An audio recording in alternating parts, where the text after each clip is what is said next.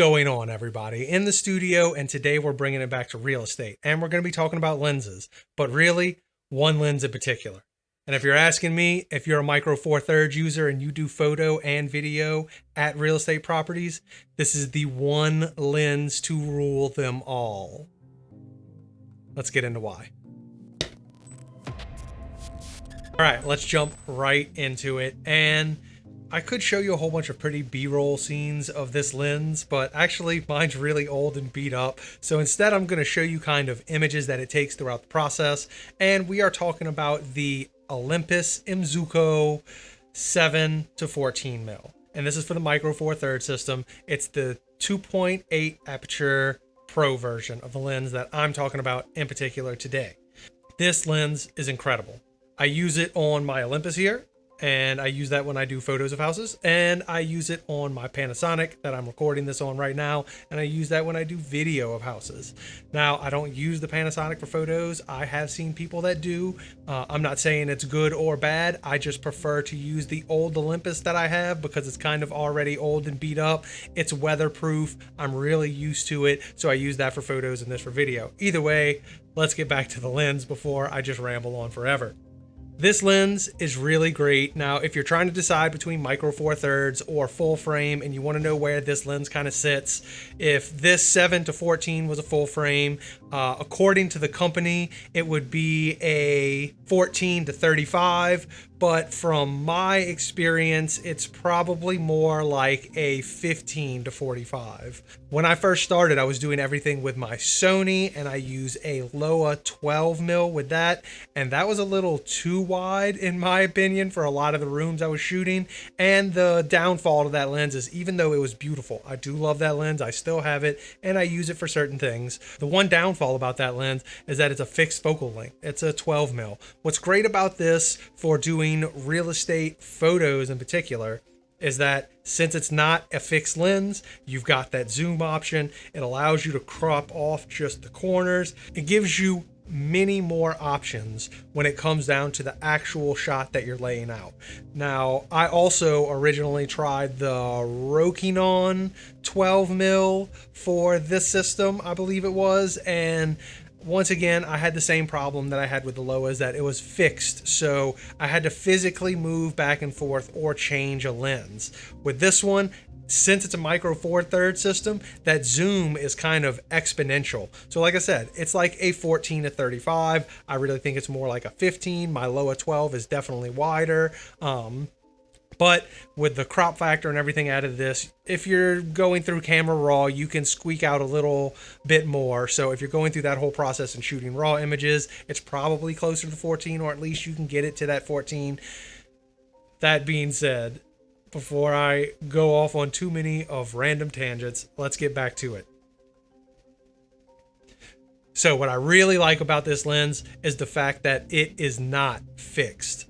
Now, before I would shoot, when I'd had my Sony system, I shot with the Loa 12, and that is a beautiful lens. It is nice and wide. It is definitely wider than this, but my problem is that a lot of times in real estate, I found it to be just a little too wide. I didn't really have the spot from changing my camera position because it was that fixed 12. Now, with this being the 7 to 14, which is the 14 to 35 equivalent according to the company specifications, that means that it gives you that little bit of wiggle room. So you can not only move your tripod forward and backward, you can also zoom in and out a little on the lens to get that perfect view that you're looking for.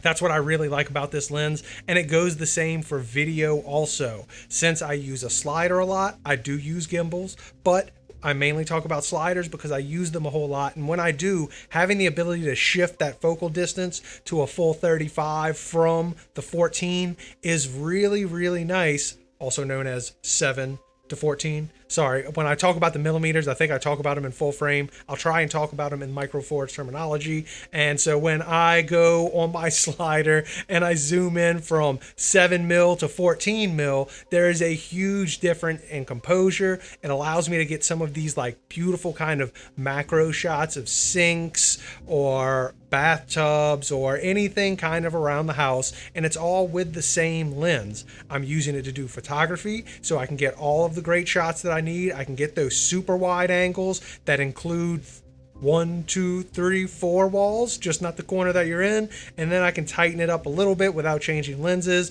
go right into the edge of those corners and give you more of an architectural look or more of a professional look, depending on what agent you're shooting for and what they like the most. I seem to notice that some agents prefer to show as much as physically possible. Some agents prefer the more architectural look. So that should just be a conversation you have with your agent ahead of time so you know how to shoot for them. That's the best way I would recommend that. Now, I've talked about it with the photo. I talked a little bit about video, but I'm going to go a little bit more in detail with the video right now. If you are using this for autofocus, I would not recommend it. It seems to do a lot of pulsing on autofocus, which is why when I have my lenses on my camera doing my videos in here, they're always fixed focus that I set in advance. I never leave it on autofocus. That is one advantage Sony's got going for it. But I prefer the colors from the Panasonic, and being in here doesn't really matter so much. So if you're kind of tracking an agent around a property for like an agent introduction or agent videos or something like that, the autofocus on this lens is not necessarily the best. I don't know if it's because it's Olympus going to Panasonic. I have seen the Panasonic 25mm. I've used it personally, and I've noticed that the autofocus pulses way less. So it might just be something between this lens and that camera. I'm not quite sure. That being said, be wary of it. That's the only downfall I have with it, but that's really with the whole Panasonic system. It's not really as advanced in the autofocus world as the Sony is, but for what we do in real estate, we very rarely need that autofocus. I'm usually focused on something wide open. I try and do all my video around 3.2, something like that.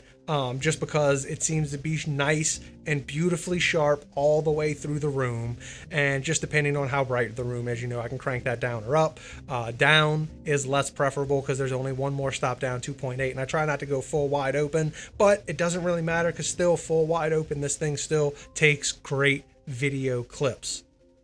That's all I really have to say about this lens. I mean, it is a great lens. It only has that one downfall, and if that's the only downfall, then that's fine with me.